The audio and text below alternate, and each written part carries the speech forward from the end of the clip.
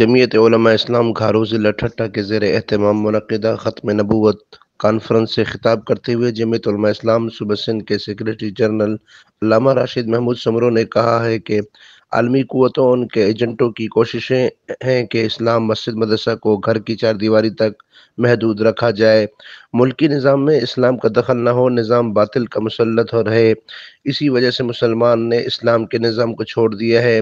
آج نماز، تراویح، روزہ، حج، زکوٰۃ پر کوئی پابندی نہیں، لیکن پابندی ہے تو اسلامی نظام پر، اسلامی قانون پر۔ اسلام تو وہ نظام دیتا ہے جہاں مسلم تو اپنی جگہ، غیر مسلم کو بھی جان و مال، عزت آبرو کے تحفظ کو یقینی بنایا گیا ہے۔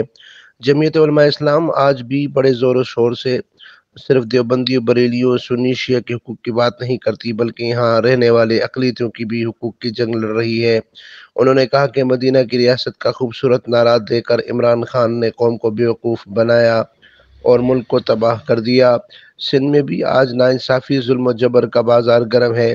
سندھ کے حکمران اگر وگن میں شہید ہونے والی عورت، ٹھٹہ میں شہید ہونے والے نوجوان، یونیورسٹی میں قتل ہونے والے ڈاکٹر نمرتا سے انصاف کیا جاتا، تو آج نوابشاہ اور نوکوٹ میں معصوم بچیاں انصاف کے لیے نہ روتی نظر آتی۔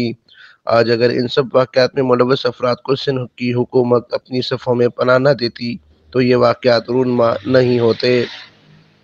راشد محمود سمرو نے مزید کہا کہ غریب لوگوں کے حقوق کی جنگ جمعیت علماء اسلام لڑتی رہی ہے، آئین کے دائرے میں اپنی جدوجہد جاری رکھیں گے۔ 1 مارچ سکھر، 2 مارچ نوابشاہ اور 3 مارچ کو مٹھی تر میں عظیم الشان اجتماعات کو کامیاب بنانے کے ساتھ ساتھ 23 مارچ اسلام آباد مہنگائی مارچ کی بھی تیاری جاری رکھیں گے۔ انہوں نے کہا کہ مولانا فضل الرحمان کی قیادت میں ملک کو حقیقی معنوں میں اسلامی فلاحی ریاست بنائیں گے۔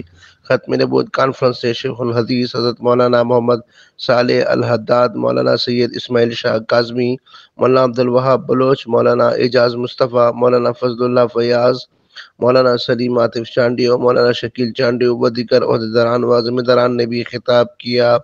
امین Farooqui, Firestone News, Thatta, Sindh.